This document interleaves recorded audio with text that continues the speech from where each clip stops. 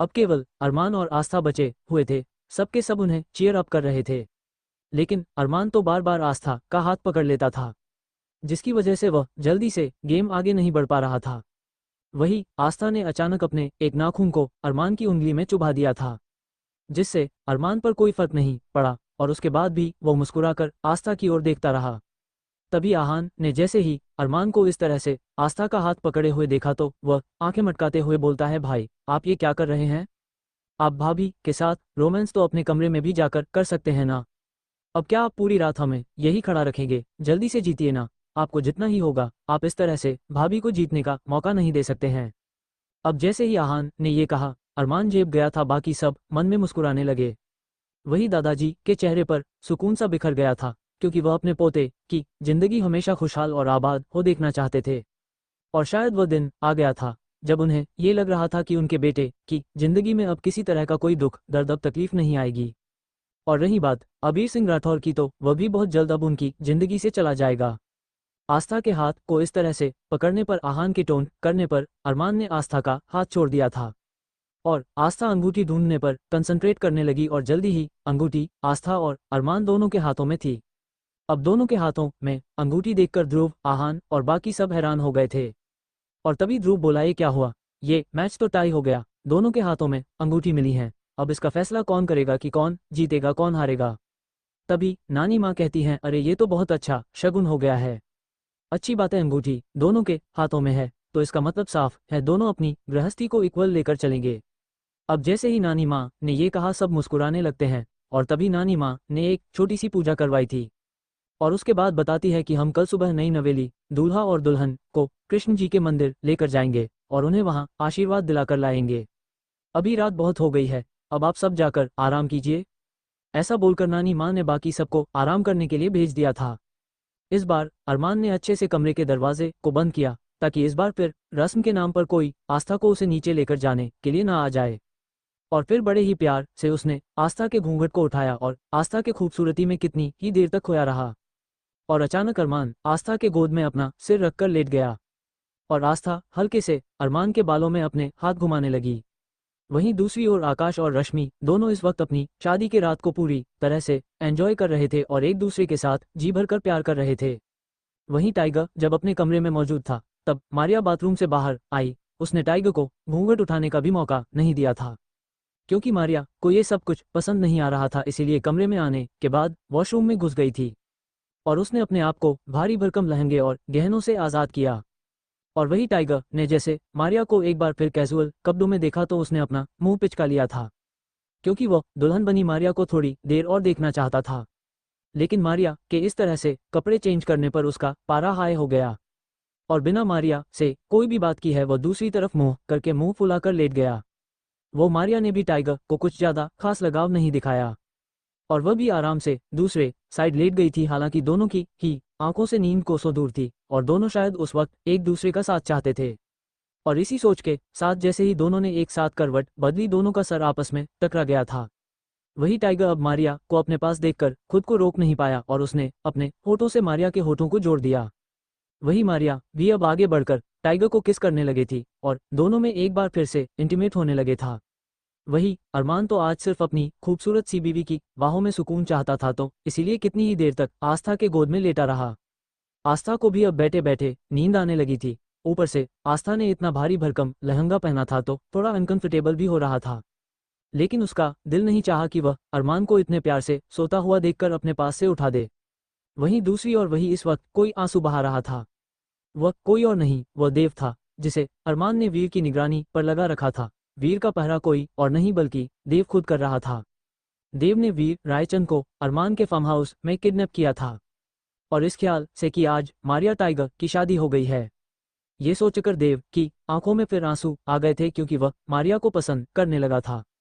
और इस ख्याल से कि टाइगर और मारिया सब दोनों एक हो रहे होंगे और अपनी फर्स्ट नाइट एंजॉय कर रहे होंगे, तो उसके भी दिल में आग सी लग रही थी। और आज देव खुद के होश में नहीं था और लगातार कितनी ही सारी शराब में पीना उसने शुरू कर दिया था और इस बीच वो कब बेहोश होकर जमीन पर गिर पड़ा उसे पता ही नहीं चला। और इसी बात का फायदा उठाते हुए वीर ने उसकी पॉकेट से चाबी निकाल ली थी और खुद को आज़ाद करवा लिया था और जैसे तैसे बचते भागते हुए वहां से बाहर निकल आया था। लेकिन आज़ाद होने के बाद उसका इंतजार कोई और नहीं बल्कि अबीर सिंह राठौड़ कर रहा था। अबीर ने वीर को देख लिया था और सीधा अपने कब्जे में ले लिया था। वहीं दूसरी ओर राधिका अपने कमरे में थी। रौनक भी राधिका के साथ थी क्योंकि उन दोनों ने अब एक जगह रहने का फैसला किया था। दोनों ही एक ही हफ्ता वहां रुकने वाली थी, तो दोनों ने डिसाइड किया कि वह अब एक साथ रहेगी। वैसे भी रौनक तो अनाथ थी, राधिका का भी कुछ ऐसा ही हाल था, उसका भी उसे दुनिया में कोई नहीं था। वही रश्मि ने उन्होंने को अपनी फ्लैट की चाबी दे दी थी कि वह दोनों एक साथ वहां रह सकती है। साथ ही साथ राधिका ने आकाश से बात कर ली थी। आकाश ने उसे कह दिया था कि सुमित अब उसे बिल्कुल भी परेशान नहीं करेगा और वो अब अपनी मर्जी से जहां चाहे वहां जा सकती है और जहां चाहे वहां रह सकती है। वही आकाश की बात सुनकर सुमित को गुस्सा तो बहुत आया था, लेकिन वो अपने दोस्त की बात भी नहीं टाल सकता था, इसीलिए उसने कह दिया था ठीक है, वो लड़की से कोई मतलब नहीं रखेगा। और उसने भी अब राधिका को अपनी तरफ से आज़ाद कर दिया था। तो राधिका ने डिसीजन लिया कि वह रौनक के साथ ही रहेगी जब तक कि उसे कहीं और कोई ठिकाना नहीं मिल जाता। वेल, अरमान सिंघानिया बिल्कुल बच्चों की तरह आस्था को गोद में सिर रखकर उसे पकड़कर सोया हुआ था। उसे किसी तरह का कोई होश नहीं था। आस्था भी बैठे बैठे अरमान के कमर पर अपना सर रखकर सो गई थी। वही अरमान की सुबह के 5 बजे करीब आंख खुली और जैसे उसने अपने आप को आस्था की गोद में पाया, साथ ही साथ आस्था को इस तरह से सोते हुए पाया, तो अरमान को बहुत बुरा लगा क्योंकि आज उसकी जिंदगी की एक हसीन रात थी, लेकिन उसने सुकून के चक्कर में ऐसे ही गुजार दिए थे। और आस्था ने भी चेंज नहीं किया था, तो उसे लग रहा था कि ना जाने उसकी प्यारी खूबसूरत सी नाजुक बीवी आस्था के बदन पर यह गहने कितने ज्यादा भारी लग रहे होंगे, कितने ज्यादा उसे परेशान कर रहे होंगे। कहीं ना कहीं अरमान सभी गहनों को घुरकर देख रहा था कि इस उन गहनों को कोई अधिकार नहीं था उसकी प्यारी खूबसूरत बीवी रूही के समान कोमल आस्था को चोट पहुंचाने का।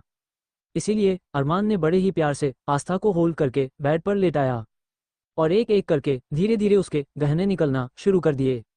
और बड़े बड़े ही आराम से, बहुत इजी तरीके से वो इस तरह से आस्था को छू रहा था, उसके गहने उतार रहा था, जिससे आस्था को इतना सा भी एहसास ना हो कि इस वक्त उसके साथ क्या हो रहा है।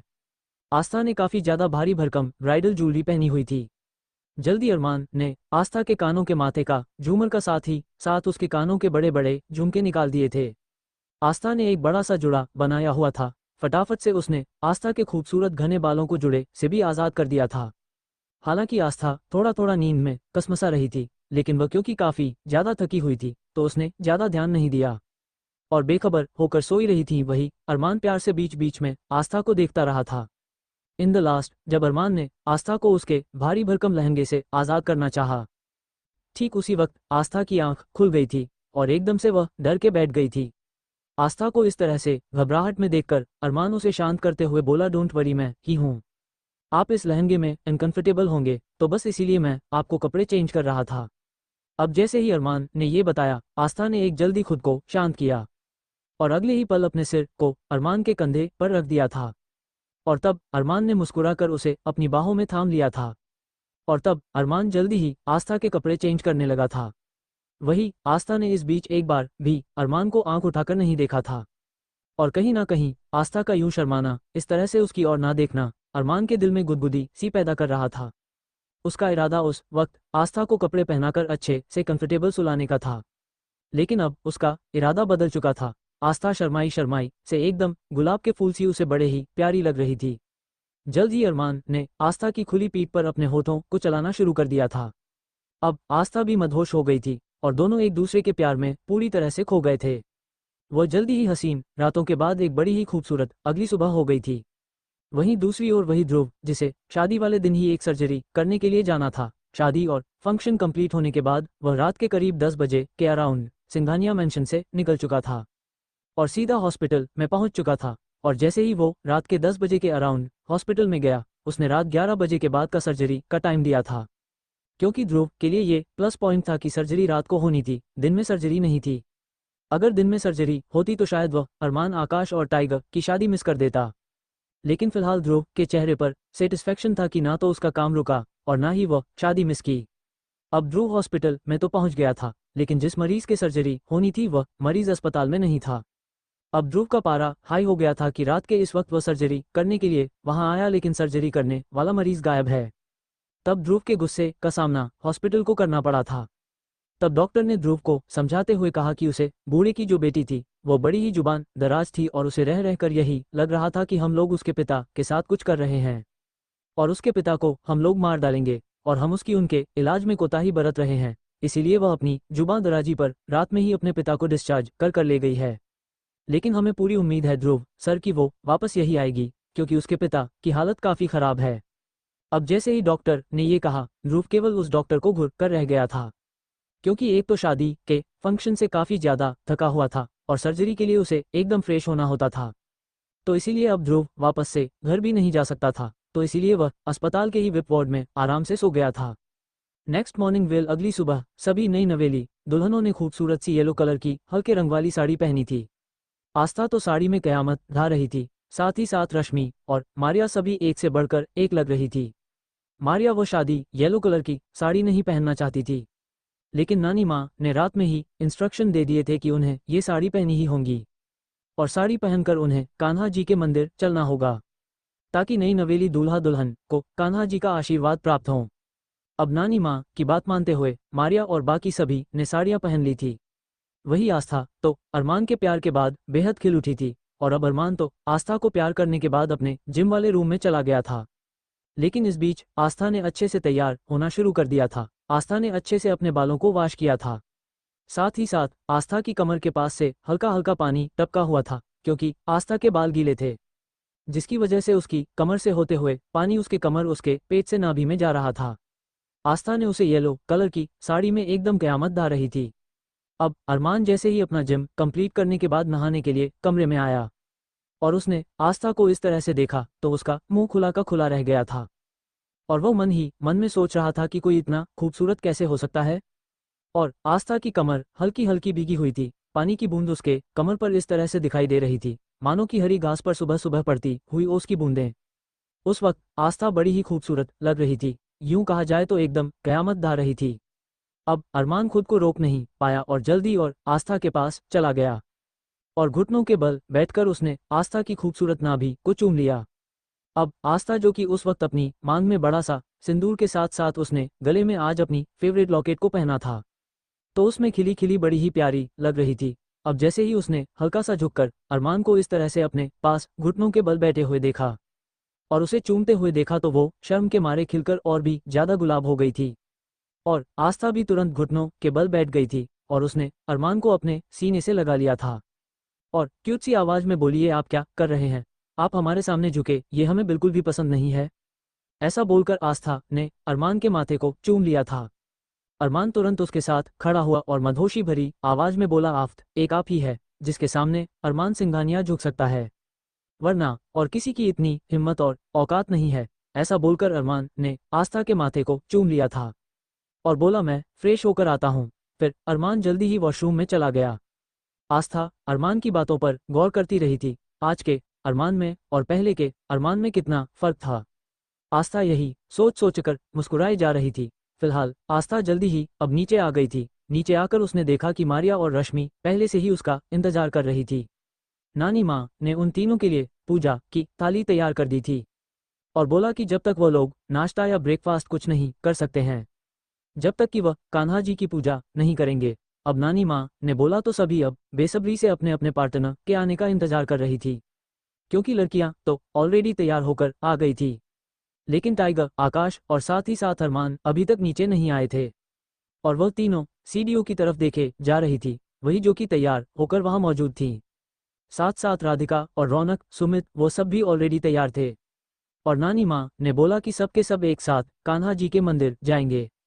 वहीं दादाजी भी अब काफ़ी ज़्यादा खुश नजर आ रहे थे और कहीं ना कहीं नानी माँ के आ जाने पर उन्हें सबसे ज़्यादा खुशी इस बात की थी कि सारे सब एक फैमिली के जैसे लग रहे थे। ऐसा नहीं लग रहा था कि कोई अलग है या पराया है, एक बड़ी ही प्यारी सी खूबसूरत सी फैमिली बन गई थी और दादाजी शुरू से ऐसी ही फैमिली अरमान के लिए चाहते थे। वो जल्दी ही सबके सब पूरी तरह से मंदिर जाने के लिए तैयार थे। वहीं दूसरी ओर वीर ने अपनी माँ के साथ मिलकर प्लान बनाया था आस्था को अगवा करने का, लेकिन उसमें वह नाकामयाब हो गया था, क्योंकि अरमान ने उसका प्लान वक्त रहते भांप लिया था और उसके बदले में वसुंधरा, जो कि अपने बालों को नोचती हुई वहां से बाहर निकली थी और सीधा रायचंद हाउस में खुद को के कमरे में बंद कर लिया था। लेकिन अब वीर के पकड़े जाने पर वीर को इस बात का डर सता रहा था कि कहीं अबीर सिंह राठौर उसकी जान ना ले लें। अबीर सिंह राठौड़ ने वीर को अपने कब्जे में ले लिया था। वही वीर को अबीर पर उस वक्त बेहद गुस्सा था, क्योंकि अबीर ने उसकी लड़कियों के सामने काफ़ी बेइज्जती की थी। तो इसीलिए वो सिर्फ अपनी बेइज्जती का बदला लेना चाहता था। लेकिन अभी फ़िलहाल उसके लिए अपनी जान बचाना ज़्यादा इम्पोर्टेंट था। तो इसीलिए उसने अबीर को फुसलाते हुए कहा, तुमने मेरे पिता से वादा किया है कि तुम मुझे कुछ नहीं करोगे, तो तुम मुझे इस तरह से अगवा नहीं कर सकते हो। इसलिए वीर अबीर के किए हुए वादे को याद दिलाया जो अबीर ने उसके पिता से किया था।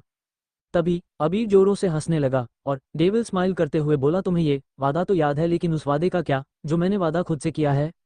अपनी बटरफ्लाई की रक्षा करने का तुम्हारी हिम्मत कैसे हुई? उसके बारे में सोचने की और साथ ही साथ उसे अगवा करने के बारे में तुमने ऐसा सोच भी कैसे लिया कि अबीर सिंह राठौर के रहते तुम मेरी बटरफ्लाई को अगवा कर लोगे?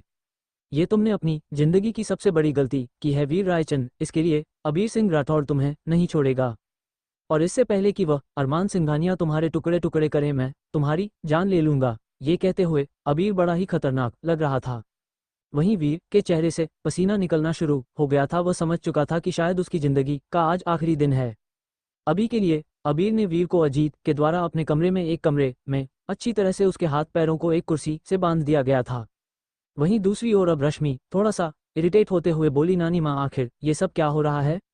ये लड़के लोग कितना तैयार होंगे, अभी तक आ क्यों नहीं रहे हैं? और कितना टाइम लगेगा? देखो हम सब कब से तैयार है। तब नानी माँ आहान की ओर हल्की मुस्कान से देखकर बोली, आहान बिटवा, जा जाकर अपने भाइयों को देखकर तो आ। ये तो दुल्हनों से भी ज्यादा समय लगा रहे हैं। देखो जाकर आखिरकार कब आएंगे? आखिरकार एक नॉर्मल धोती कुर्ता ही तो पहनना है, उन्हें पहनने में इतना ज्यादा समय क्यों लग रहा है? जी हाँ, हमारी नानी माँ ने सबके कमरों में एक एक जोड़ी धोती कुर्ता रखवा दिया था, और बिल्कुल पारंपरिक परिधानों में उन्होंने पूजा करवाने के लिए लेकर जाना चाहती थी। अब वो लड़के नहा धोकर तैयार तो हो गए थे, कुर्ता भी उन्होंने पहन लिया था, लेकिन अब मसला अटक गया था धोती का। अब वो धोती कैसे पहनेंगे?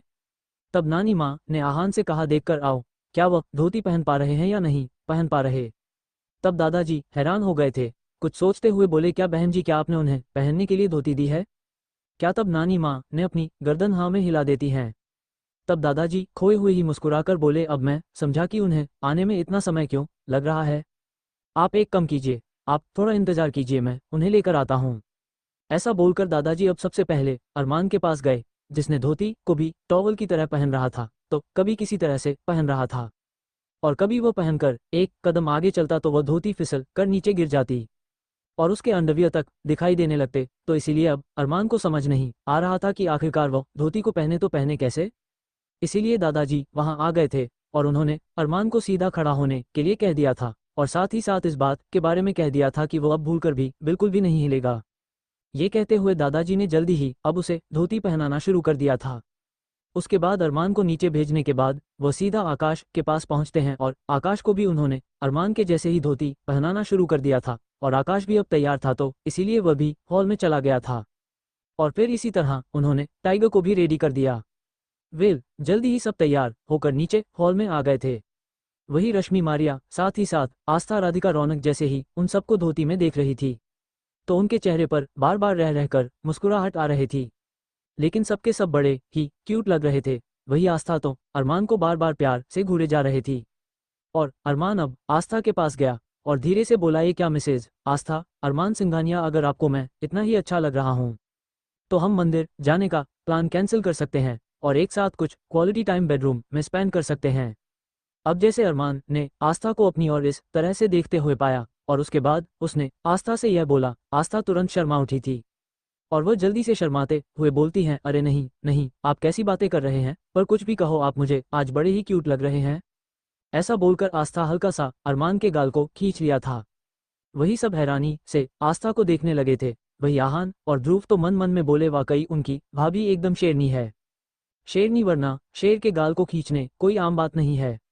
जल्दी सभी के सभी अब एक साथ मंदिर की ओर रवाना हो चुके थे। रश्मि आज बेहद खुश थी। आकाश का हाथ थाम कर वह बैठी हुई थी। उसने अपनी जिंदगी में सिर्फ और सिर्फ आकाश की ही ख्वाहिश की थी, और आकाश उसे मिल चुका था। वह भी प्यार के साथ। तो आकाश और रश्मि की जिंदगी में अब खुशियां ही खुशियां थी। वही राधिका और रौनक इस वक्त नानी माँ के साथ गाड़ी में बैठी हुई थी।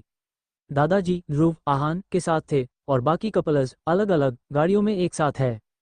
वेल जल्दी ही वो लोग मंदिर में पहुंच चुके थे, और चूंकि कान्हा जी का मंदिर जो कि वहाँ का फेमस मंदिर था, वहाँ की सीढ़ियाँ देखकर अब रश्मि और साथ साथ मारिया, बाकी सबका जो वहाँ पहली बार आए थे, उनका सर चकराने लगा था और वह सोचने लगे कि इस मंदिर की सीढ़ियों को आखिरकार पार कैसे किया जाएगा। लेकिन तभी नानी माँ ने उन सब की और देखते हुए ऑर्डर दिया, अभी ऐसे खड़े खड़े मुंह क्या देख रहे हो, अपनी अपनी बीवियों को उठाओ और मंदिर तक लेकर जाओ। तब टाइगर तुरंत आगे आया और फिक्र जताते हुए बोला, लेकिन ये कैसे हो सकता है नानी माँ, यह मंदिर तो उनकी सीढ़ियाँ तो कितनी सारी काफ़ी ज़्यादा है, इस तरह से तो मेरे किंग थक जाएंगे। टाइगर को अपना ख्याल नहीं आया, उसे किंग का ख्याल आया और टाइगर की बात सुनकर सभी हंसने लगे थे। तब टाइगर थोड़ा सा झेप गया और तब नानी माँ टाइगर की ओर देखकर मुंह सिकोड़ते हुए बोली, तुम्हारे किंग को तुम्हें नहीं उठाना है, और वैसे भी तुम्हें तो बहुत शौक है ना लोगों को अपने कंधे पर उठाकर लेकर जाने का, तो अब अच्छा मौका मिला है, अपनी बीवी को उठाओ, इज्जत से लेकर जाओ। अब जैसे ही नानी माँ ने ये कहा, टाइगर झेप गया और अगले पर उसने मारिया को देखा। मारिया तो एकदम लंबी हाइट की, लंबी तगड़ी बढ़िया पर्सनैलिटी की लड़की थी। टाइगर सोचने लगा कि भले ही ये देखने में कितनी ही कोमल और सॉफ्ट क्यों ना हो, लेकिन अंदर से कितनी ज़्यादा हार्ड है ये तो अच्छी तरह से जानता है। लेकिन फिलहाल उनके पास कोई और रास्ता नहीं था और जल्दी ही सभी ने अपने अपने पार्टनर्स को गोद में लिए उठा लिया था। वही अरमान ने तो आस्था को बड़े ही प्यार से होल्ड करके रखा हुआ था। शिद्दत से उसकी आंखों में देखते हुए वह जल्दी ही उसे लेकर सीढ़ियों पर चढ़ने लगा था। नानी माँ सबको जाता हुआ देखकर बेहद खुश थी और साथ ही साथ कान्हा जी का सारा धन्यवाद दे रही थी और अपनी कृपा दृष्टि बनाए रखने की प्रार्थना करने लगी। जल्दी धीरे धीरे नानी माँ रौनक और राधिका की हेल्प से ऊपर चढ़ने लगी थी और दादाजी ध्रुवाहन की हेल्प से सीढ़ियों पर आराम आराम से थोड़ा रेस्ट करते करते चढ़ने लगे थे। अभी वो लोग अपनी पूजा कंप्लीट कर ही रहे थे कि तभी अचानक कम से कम 25 से 30 एकदम महंगी से महंगी ब्रांडेड गाड़ी आकर वहां रुकती हैं और उनमें से एक 25 से 26 साल का नौजवान बाहर निकलता है, जो दिखने में बड़ा ही स्मार्ट और डैशिंग था और उसके आसपास एकदम काले कपड़े पहने हुए उसके बॉडीगार्ड थे, जो एक से बढ़कर हटे खट्टे थे। तब मंदिर की ओर देखते हुए उस नौजवान ने अपने आंखों पर चढ़ाई हुई शेड्स को उतार दिए थे और मंदिर को अपनी उम्मीद भरी आंखों से देखने लगा था और मन ही मन में कहा, मैंने सुना है कि यहाँ मांगी हुई मन्नतें मुरादें पूरी हो जाती है, मैं भी देखता हूँ कि मेरे 20 सालों की ख्वाहिश क्या यहाँ पूरी होगी। कहीं ना कहीं ये सोचते हुए जल्दी ही उसने अपने गार्ड्स की ओर देखा और उसके गार्ड्स फटाफट से सीढ़ियों पर आगे चढ़ने लगे थे। कुछ गार्ड्स उसके पीछे पीछे थे, कुछ उसके आगे आगे थे और उनके बीच में से चलते हुए जा रहा था वो 25 से 26 साल का नवयुवक नौजवान, वही जल्दी ही सीढ़ियां चढ़ने लगा था। वहीं दूसरी और वही सब के सब ऊपर मंदिर में पहुंचने के बाद अच्छे से सब सुस्ताने लगे थे। आस्था अरमान के हाथों पर अपने कोमल कोमल हाथों को फहराने लगी थी। अरमान को ये बहुत ही पसंद आ रहा था। हालांकि अरमान के हाथों में कोई खास दर्द नहीं हो रहा था, लेकिन फिर भी आस्था का इस तरह से इतने प्यार से उसे छूना उसे बड़ा भा रहा था और जानबूझकर अब तो आस्था के सामने अपने दोनों हाथों को आगे करके बैठ गया था और फुसलाते हुए बोला, यहाँ भी दर्द हो रहा है आस्था, यहाँ भी कीजिए ना प्लीज। अब आस्था अरमान की शरारत देख रही थी, क्योंकि अरमान जिस तरह से उसे देख रहा था आस्था के गाल एकदम ही लाल होने लगे थे। जल्दी ही नानी माँ ने सबको एक एक पूजा की थाली देते हुए कहा कि वह सब अपनी अपनी पूजा कंप्लीट करें। पूजा की थालियाँ ऑलरेडी वो घर से ही लेकर आई थी, जो नानी माँ ने बड़ी ही प्यार से आरती की थाली उन सब नवविवाहिता के हाथों में दे दी थी और सब बड़े ही मन से अपने अपने पतियों की लंबी उम्र के लिए, साथ ही साथ अपनी शादीशुदा जिंदगी के लिए प्रार्थना करने लगी थी और सभी बेहद खुश थे। वही आहान को ना जाने आज क्यों बार बार रौनक की ओर देखना अच्छा लग रहा था और वही रौनक जो कि कान्हा जी की मूर्ति के आगे दोनों हाथों को जोड़कर खड़े हुए थी और आंखें बंद करके कुछ ना कुछ प्रार्थना कर रही थी। तो उसे देखे जा रहा था उसका ध्यान प्रार्थना में कम और रौनक में ज्यादा था। यही हाल सुमित का था, क्योंकि जब से राधिका ने सुमित से शादी करने से मना किया था, राधिका ने एक बार भी सुमित की ओर नहीं देखा था। वो सुमित को पूरी तरह से इग्नोर कर रही थी और राधिका का इस तरह से सुमित को इग्नोर करना कुछ खास पसंद नहीं आ रहा था। और अभी भी रौनक के ठीक बराबर में राधिका आंखों को बंद किए हुए प्रार्थना कर रही थी और सुमित घूरकर उसे देख रहा था। राधिका को प्रार्थना करते हुए अपने जिस्म पर, अपने बदन पर सुमित के नजरों की तपिश महसूस हो रही थी, लेकिन जानबूझकर वो फिर से उसे इग्नोर कर रही थी, क्योंकि उसने सोच लिया था कि इस तरह से वो अपने प्यार को हासिल नहीं करेगी। और वैसे भी अगर सुमित उसे प्यार नहीं करता है तो इसमें उसकी कोई गलती नहीं है, शायद उसके प्यार में ही कोई ना कोई कमी है। कहीं ना कहीं ये सोचते हुए राधिका ने सुमित से पूरी तरह से बायकॉट कर लिया था। अभी उन सब की परफेक्टली पूजा कंप्लीट हो गई थी और सभी जोड़ों से दादाजी और नानी माँ से आशीर्वाद लेने लगे थे। लेकिन ठीक उसी वक्त जो नवयुवक वहां आ रहा था, उसके गार्ड्स ने तुरंत सबको जाकर वहां से हटा दिया था और वार्निंग देते बोले, प्लीज आप सब लोग साइड में हो जाए, प्लीज। ऐसा बोलकर वो सबको साइड में करने लगे थे। वही अरमान के लिए ये सब देख पाना नाकाबिले बर्दाश्त था और वह घूरकर उन गार्ड्स को देखने लगा था। हालांकि वह मंदिर में आए थे तो अपनी गन वगैरह वह साथ लेकर नहीं आए थे, लेकिन सभी की आंखों में उस वक्त गुस्सा था कि इस तरह से इनकी हिम्मत कैसे हुई उन लोगों को सामने से हटाने की। लेकिन आस्था ने अरमान का हाथ थाम लिया था और उसे मनाते हुए बोली, देखिए आप गुस्सा मत कीजिए, मंदिर है, कोई आ रहे होंगे प्रार्थना करने के लिए, हमें इस तरह से रास्ता नहीं रोकना चाहिए। और वैसे भी हमने अभी तक अपनी परिक्रमा पूरी नहीं कहीं की है, तो जब तक हम अपनी परिक्रमा पूरी नहीं कर लेते हम यहाँ से नहीं जाएंगे।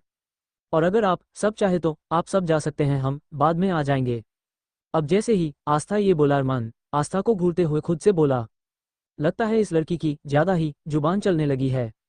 जब पहले ये मुझसे डरती थी तभी अच्छा था, कम से कम इतना तो नहीं बोलती थी। तभी नानी माँ बोली, अरे मेरे बच्चे कैसे बातें कर रही है, हम भला तुम्हें छोड़कर क्यों जाएंगे, और परिक्रमा ही तो पूरी करनी है। हाँ करो करो, परिक्रमा पूरी करो, बहुत बड़ा पुण्य मिलेगा।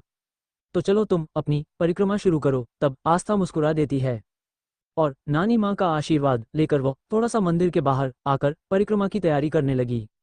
लेकिन जबकि जो 26-27 साल का नवयुवक वो सीढ़ियों से चढ़ते हुए ऊपर आ रहा था और आस्था थोड़ा परिक्रमा करने के लिए बाहर निकल रही थी, उसी वक्त वह उस नवयुवक से टकरा गई थी और उसने आस्था का हाथ पकड़कर उसे गिरने से बचा लिया था। क्योंकि यह आस्था का अगर वह हाथ नहीं पकड़ता तो आस्था सीढ़ियों से नीचे गिर जाती। अब आस्था का इस तरह से एक्सीडेंट हुआ देखकर सभी की चीख निकल गई थी। वहीं अरमान की नजरें तो सिर्फ उस आदमी के हाथ पर थी जिस हाथ से उसने आस्था का हाथ पकड़ा हुआ था। तभी आस्था ने अपनी जोरों से आंखें बंद की थी क्योंकि उसे लगा था वह गिर जाएगी, तो डर के मारे उसने अपनी आंखें बंद कर ली। अब धीरे धीरे जब उसने अपनी आंखें खोली तो उसकी आंखों के सामने एक बड़ा ही हैंडसम सा चेहरा था और वह नौजवान भी अपनी काली आंखों से आस्था को ही देख रहा था और आस्था भी उसे देख रही थी। आस्था को उसमें से किसी भी तरह के अजनबी एहसास नहीं हुआ था। अब आस्था तभी अरमान ने तुरंत आकर उस आदमी के हाथ से आस्था का हाथ छुड़ा लिया था और आस्था को पीछे करके उसके ठीक सामने जाकर खड़ा हो गया था। लेकिन वो लड़का तो बार बार आस्था की ओर ही देखे जा रहा था, क्योंकि शायद जो एहसास आस्था को हुआ था उसे भी वही एहसास हुआ था। लेकिन तब तक रौनक, रश्मि, राधिका तुरंत आस्था के पास आती है और उसे संभालने लगी है। साथ ही साथ आहान आस्था के लिए पानी लेकर आ गया था। वो तभी अरमान ने उसे आदमी को एकदम किलर लुक दिया, मानो कि उसे आंखों में कहना चाह रहा हूं कि उसकी बीवी से दूर रहना। तभी दादाजी वहां आते हुए चिंता भरी आवाज में बोले, तुम्हारा बहुत बहुत शुक्रिया बेटा, तुमने हमारी बहू को गिरने से बचा लिया, वरना उसे आज काफी ज्यादा चोट लग जाती। तब उस लड़के का ध्यान दादाजी पर गया और रेस्पेक्ट से बोला, नहीं नहीं कोई बात नहीं, कोई बात नहीं अंकल जी, वो सेफ है, मेरे लिए काफी है। ऐसा बोलकर उसने सीधा मंदिर के का रुख किया और जाकर प्रार्थना करने लगा था। वही आस्था उसे लड़के को जब तक देखती रही जब तक कि वो मंदिर के अंदर नहीं चला गया। वहीं नानी माँ उस लड़के को अपने सामने देखकर थोड़ा सा चौंक गई थी और उसे लड़के से नानी माँ ने अपना चेहरा छुपा लिया था। ऐसा लग रहा था मानो के नानी माँ उसे लड़के से बचने की कोशिश कर रही हों। तभी नानी माँ ने आस्था से कहा, बेटी अभी तुम्हारे साथ इतना बड़ा हादसा हो जाता, मुझे लगता है कि तुम्हें अपनी परिक्रमा किसी और दिन पूरी कर लेनी चाहिए, अभी तो हमें घर चलना चाहिए। अब जैसे ही नानी माँ ये कहा सभी लोग नानी माँ के हाँ मैं हाँ मिलाने लगे, क्योंकि आस्था एक तो काफी घबरा गई थी, तो इस हालत में उसे नहीं लग रहा था कि वो शायद अपनी परिक्रमा पूरी कर पाएगी। नानी माँ के कहने पर जल्दी ही सबने एक नज़र मंदिर की ओर देखकर एक बार फिर से प्रणाम किया और सबके सब सीढ़ियों से नीचे उतरकर अपने सिंघानिया मैंशन की ओर रवाना हो चुके थे। वही आस्था की आंखों के सामने बार बार उसे लड़के का चेहरा आ रहा था। ना जाने क्यों, लेकिन आस्था का दिल कर रहा था कि वो उसे लड़के से बातें करें, उससे पूछे कि वो कौन है। लेकिन फिलहाल अरमान के चेहरे के एक्सप्रेशन देखने के बाद उसकी हिम्मत ही नहीं हुई कि वो उसे लड़के को कुछ कह सकें, क्योंकि अरमान का चेहरा एकदम डार्क हुआ पड़ा था। अभी तक वह आस्था के साथ जो हादसा हो सकता था उससे उभर नहीं पाया था। अभी वो सब लोग सिंघानिया मेंशन पहुंचे भी नहीं थे। तभी रास्ते में एक गाड़ी ने उन्हें ओवरटेक किया था। अब सबके सब घुरकर उस गाड़ी को देखने लगे उस गाड़ी में से देव बाहर निकला। देव की हालत काफी ज्यादा खराब थी। देव अगली सुबह जब उठा तो उसे एहसास हुआ कि वीर उसकी कैद से भाग गया है। तो वो सीधा उसी हालत में सिंघानिया मेंशन आ गया था। वहां जाकर उसे पता चला कि सब के सब मंदिर गए हैं। तो देव मंदिर और रवाना हो चुका था। अब रास्ते में जैसे उसने सिंघानिया मेंशन की गाड़ियां देखी तो फटाफट से उसने गाड़ी को ओवरटेक किया। देव को ऐसे हालात में देखकर सभी गाड़ियों से बाहर आ गए थे। तभी देव अरमान के सामने सर झुकाकर खड़ा हो गया था और गिल्टी आवाज में बोला, बॉस, एक गड़बड़ हो गई है। वीर रायचंद मेरी कैद से छूटकर भाग गया है। अब जैसे ही अरमान ने ये सुना उसने अपने हाथों की मुट्ठियों को कसकर बंद कर लिया था, क्योंकि अरमान को एहसास हो गया था कि जरूर वह वीर रायचंद उस अबीर सिंह राठौर के हाथ से चट गया होगा। लेकिन अरमान यह नहीं जानता था कि अब अबीर सिंह राठौर खुद वीर रायचंद की जान का प्यासा है, क्योंकि उसने आस्था के बारे में गलत सोचा है। उसने आस्था को किडनैप करने की कोशिश की है। तो इसीलिए अबीर सिंह राठौर वीर रायचंद को नहीं छोड़ेगा। और यह बात बताने के लिए उसने जल्दी ही अरमान को फोन कर दिया था। जब देव अरमान के ठीक सामने खड़ा होकर वीर के भागने की खबर दे रहा था, तभी अरमान का फोन बजने लगा और अरमान ने जैसे ही कान पर फोन लगाया, अबीर ने उसे बता दिया कि वीर ने उसकी बटरफ्लाई के बारे में गलत सोचा है, इसीलिए उसे इसकी सजा जरूर मिलेगी। अब अरमान की फोन पर पकड़ मजबूत हो गई थी, क्योंकि आस्था के साथ गलत करने वालों को अरमान अपने हाथों से सजा देना चाहता था। वो नहीं चाहता था कि अबीर सिंह राठौर वीर को कुछ भी ना करें। वैसे भी अरमान ने वसुंधरा से वादा किया था कि वह उसके बेटे को ऐसी खतरनाक मौत देगा, इसके बारे में कोई सोच भी नहीं सकेगा। वहीं दूसरी ओर अमरेश गुस्से से रायचंद विला में इधर उधर टहल रहा था, क्योंकि उसे इस बात के बारे में खबर लग चुकी थी कि उसका बेटा इस वक्त फरार है और इस वक्त उसका बेटा किडनैप है और अरमान सिंघानिया के कब्जे में है। अमरेश वसुंधरा के कमरे का दरवाजा काफी घंटों से खटखटा रहा था, क्योंकि वसुंधरा अभी तक कमरे से बाहर नहीं निकली थी। लेकिन जब वसुंधरा को कैद हुए पूरे 24 घंटे से ज्यादा हो गए, तब अमरेश ने दरवाजा तुड़वा दिया था और जैसे उसने अंदर का नजारा देखा तो वह हैरान हो गया। वसुंधरा ने अपनी हालत बहुत ज्यादा बुरी बनाई हुई थी। उसके बाल चारों तरफ से बिखरे हुए थे। वो बड़ी ही खतरनाक लग रही थी। वसुंधरा को इस तरह से देखकर अमरेश की हैरानी का कोई ठिकाना नहीं था, क्योंकि भले ही उसने वसुंधरा को ज्यादा दिल से ना अपनाया हो, सिर्फ और सिर्फ अभिमान से बदला लेने के लिए, और उसने वसुंधरा के साथ ऐसी हरकत की थी, लेकिन वसुंधरा समाज के नज़रों में उसकी बीवी थी और उसके बाद को उसने अच्छी तरह से मेंटेन किया हुआ था। समाज के आगे उन लोगों को एक हैप्पी मैरिड कपल थे और एक साथ काफी ज्यादा लोगों के सामने पोज दिया करते थे। सबके नज़रों में आइडियल हस्बैंड वाइफ बने रहते थे। लेकिन आज वसुंधरा की हालत काफी खराब थी। उसके बाल पूरी तरह से बिखरे हुए थे और वसुंधरा एक टक लगाए सिर्फ और सिर्फ वीर की फोटो को देखे जा रही थी। तब अमरेश ने वसुंधरा के कंधों को पकड़कर गुस्से से तमतमाते हुए बोला, अगर आज मेरे बेटे को कुछ हुआ तो मैं तेरे उस बेटे अरमान सिंघानिया की जान अपने हाथों से ले लूंगा। अगर वीर तुम्हारे पास आ गया था तो इसके बारे में मुझे क्यों नहीं बताया? क्यों उसका साथ दिया? हाँ बोलो, जवाब दो। तभी वसुंधरा एक ही लाइन बार बार बोले जा रही थी, मेरे बेटे को कुछ नहीं होगा, मुझे मेरा बेटा जिंदा चाहिए। मेरे बेटे को कुछ नहीं होगा, मुझे मेरा बेटा जिंदा चाहिए। मेरे बेटे को कुछ नहीं होगा, मुझे मेरा बेटा जिंदा चाहिए। अब जैसे ही वसुंधरा ने दीवानों जैसी हालत में इस तरह की बातें लगातार की, अब तो अमरेश का पारा और ज्यादा बढ़ गया था और वह समझ चुका था कि वसुंधरा अपना मानसिक संतुलन खो बैठी हैं। फटाफट से उसने एम्बुलेंस को फोन किया ताकि वसुंधरा के मेंटल ट्रीटमेंट करवाया जा सके और उसे फटाफट अस्पताल में एडमिट करवा दिया था। वही डॉक्टर ने उसे कुछ दिनों के लिए पागलखाने में एडमिट करने की बात कही थी और अमरेश को तो उसे कुछ खास फर्क नहीं पड़ा था। वैसे भी वह किसी पागल के साथ नहीं रह सकता था, इसीलिए उसने वसुंधरा को एक मेंटल हॉस्पिटल में एडमिट करवा दिया था और खुद वीर की तलाश में उसने अपने सभी आदमियों को एक्टिव कर दिया था। और उसे जल्दी इस बात की इन्फॉर्मेशन मिल चुकी थी कि वीर अरमान सिंघानिया की कैद से भाग निकला और अबीर सिंह राठौर के हाथों चट गया है। तो इसीलिए अमरेश अब अबीर सिंह राठौर से मिलने के लिए निकल पड़ा था। वही अरमान भी अब देरी ना करते हुए मारिया के हाथों सभी लेडीज को घर ले जाने को बोल दिया था और खुद रास्ते में से ही आकाश, सुमित, ध्रुव, आहान और टाइगर के साथ अबीर सिंह राठौर के मेंशन की ओर रवाना हो चुका था। और रास्ते में ही उन्होंने अपनी प्राइवेट वैन में कपड़े चेंज कर लिए थे और सभी इस वक्त अपने ब्रांडेड सूट में थे। अब वक्त आ गया था अबीर सिंह राठौर से सीधे सीधे मुलाकात का। जल्दी ही वो सब अबीर के पैलेस में पहुंचे और जैसे ही वो वहां गए तो सभी के सभी हैरान हो गए थे। अबीर सिंह राठौर ने वीर रायचंद को अपने ही फार्म हाउस के बाहर लटकाया हुआ था। उसके हाथों को बांध रखा था, साथ ही साथ उसके जिस्म पर बम बांध रखे थे।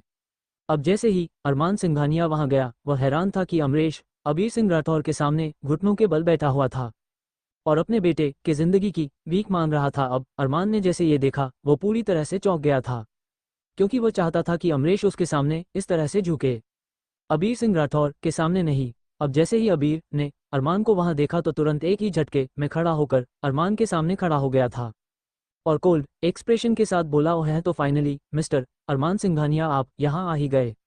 रियली मुझे तो लगा था कि तुम रात को ही यहाँ आ टपकोगे। चलो खैर, देर आए लेकिन दुरुस्त आए। अभी तक तुम्हारे सौतेले भाई की जान नहीं गई है। अब जैसे ही अबीर सिंह राठौर ने ये बोला, अरमान के खून में आग लग गई थी, क्योंकि वह भी वीर रायचंद से बेहद नफरत किया करता था और वीर से नफरत करने का रीजन थी वसुंधरा और साथ ही साथ अमरेश रायचंद। लेकिन इन सब में वीर की कोई गलती नहीं थी, ये बात सब जानते थे। वीर अमरेश और वसुंधरा का बेटा था, उसके सबसे बड़ी गलती सिर्फ और सिर्फ यही थी। अरमान ने एक नज़र गिड़गिड़ाते हुए अमरेश की ओर देखा और अगले ही पल वीर की तरफ देखा, जिसके पूरे जिस्म पर इस वक्त काफ़ी सारे बम बंधे हुए थे।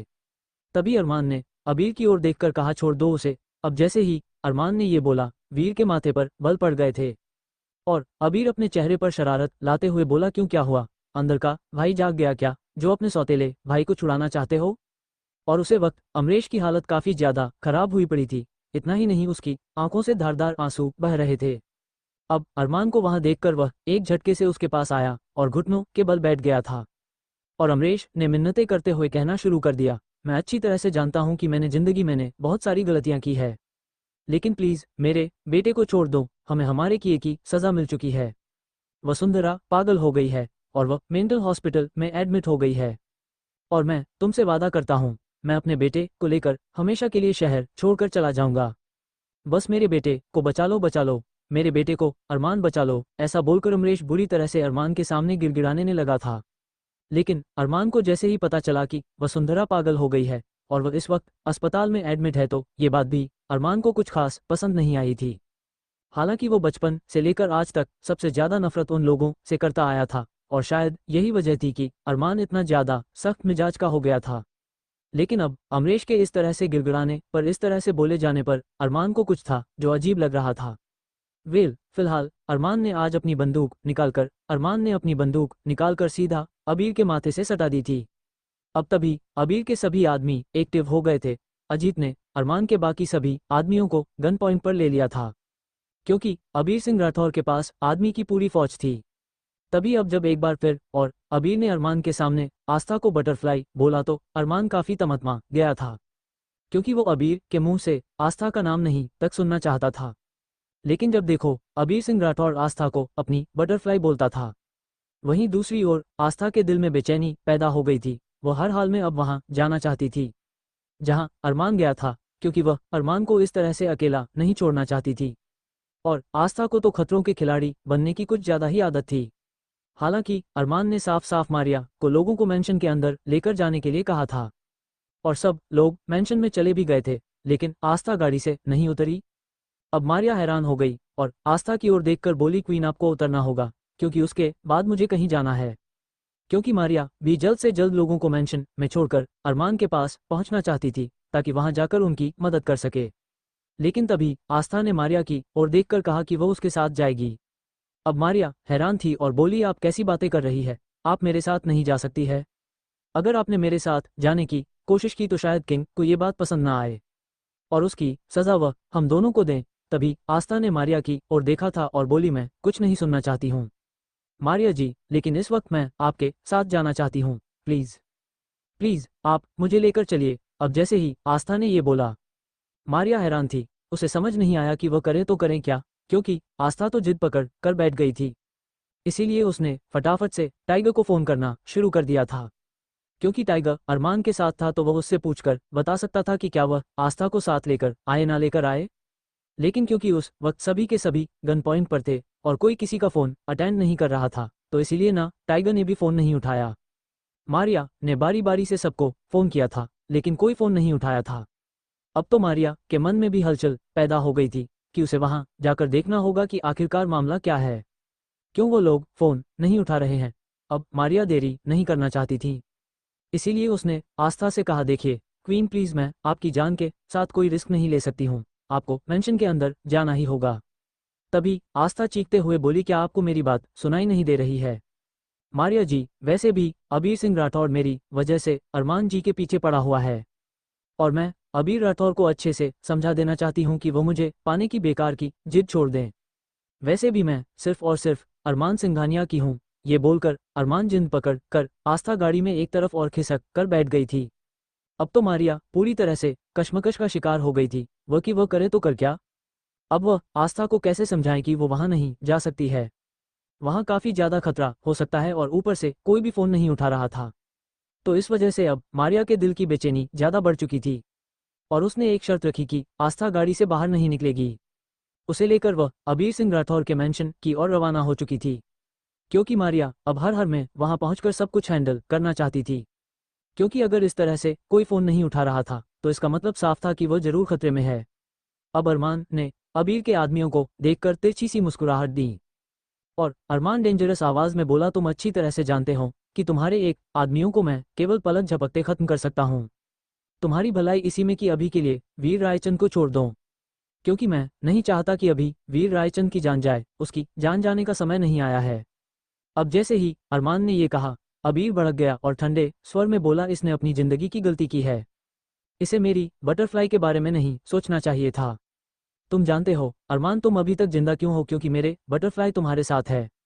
जिस दिन मेरी बटरफ्लाई मेरे पास आ जाएंगी, उसे दिन मैं तुम्हें भी हमेशा हमेशा के लिए खत्म कर दूंगा। मेरी बटरफ्लाई लेकर यहाँ से चला जाऊंगा। अब अरमान का पारा बहुत बढ़ चुका था। अब उसके लिए गुस्सा कंट्रोल कर पाना मुश्किल हो गया था। बार बार उसके हाथ सिर्फ और सिर्फ अबीर सिंह राठौर के पिता अमरेंद्र राठौर को दी गई जुबान रोक दिया करती थी। लेकिन अब पानी सर के से ऊपर पहुंच चुका था, और अब अरमान के पास कोई और रास्ता नहीं था। इसीलिए अरमान ने अब फायर कर दिया था, लेकिन तब तक किसी ने अरमान के हाथ को पकड़कर उसके बंदूक के नली को सीधा कर दिया और फायर खाली चला गया था। क्योंकि अरमान की ओर फायर हुआ था। अब अबीर अरमान की ओर देखकर तिरछा मुस्कुराया था, लेकिन अगले ही पल अबीर की मुस्कुराहट तुरंत गायब हो गई थी। क्योंकि इस वक्त अरमान का हाथ किसी और ने नहीं बल्कि अबीर के अपने पिता अमरेंद्र राठौर ने ऊपर किया था। अमरेंद्र को वहां देखकर अबीर के चेहरे पर हैरानी के भाव आ गए थे, और वह हड़बड़ाते बोला, पापा आप क्या क्या कर रहे हैं? मुझे लगता है कि आपके यहाँ नहीं होना चाहिए था। आपको इस तरह से यहाँ नहीं आना चाहिए। पापा, आपने यहाँ आकर गलती कर दी।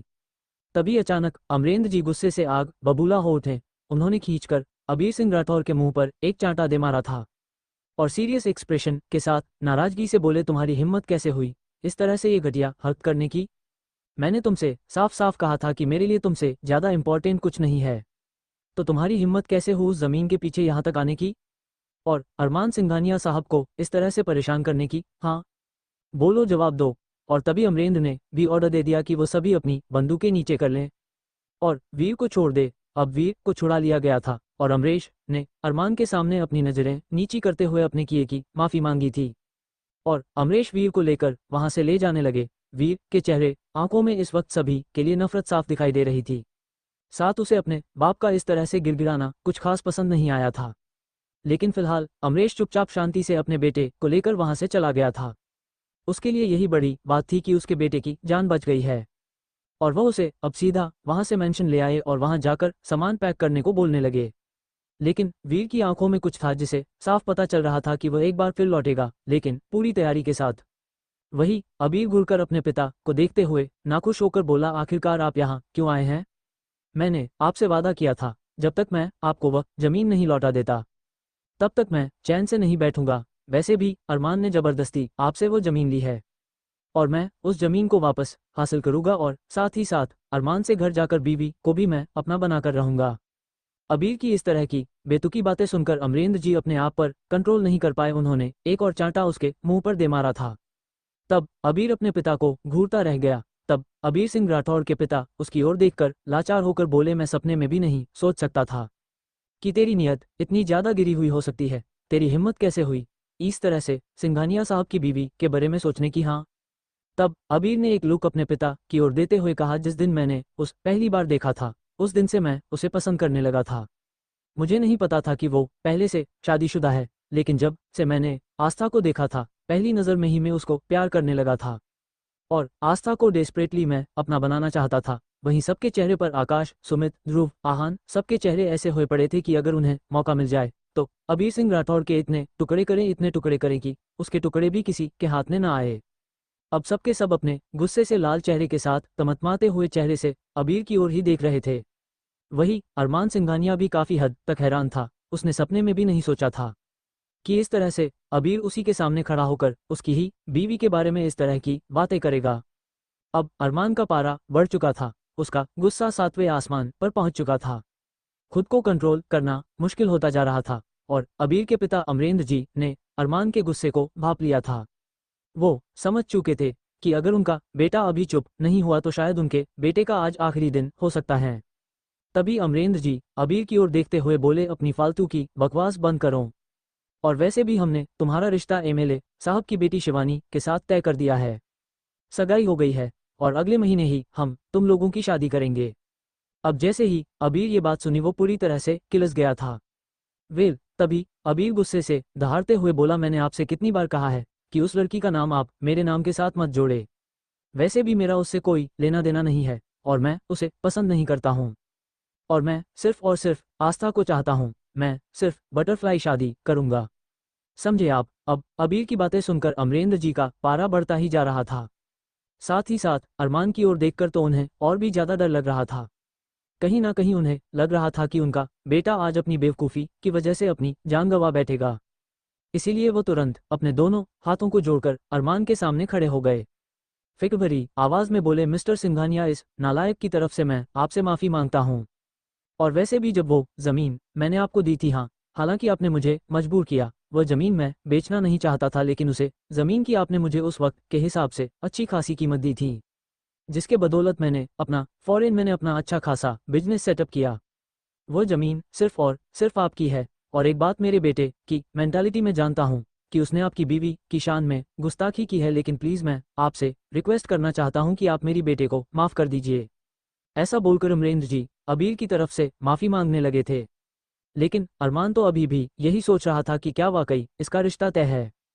तब अबीर ने अरमान की ओर देखकर बेरुखी से कहा, मैं अच्छी तरह से जानता हूँ कि तुम इस वक्त क्या सोच रहे हो, लेकिन मेरी एक बात कान खोलकर सुन लो, आस्था सिर्फ और सिर्फ मेरी है। मैं उसे पाने के लिए हर हद पार कर जाऊंगा।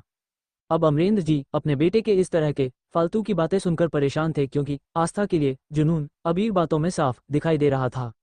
लेकिन तभी अचानक किसी ने आकर एक जोरदार चांटा अबीर सिंह राठौर के मुंह पर दे मारा था। वो कोई और नहीं बल्कि हमारी प्यारी आस्था थी। आस्था जो कि मारिया के साथ वहां आ तो गई थी और मारिया की बात के अकॉर्डिंग वो गाड़ी से बाहर भी नहीं निकली थी।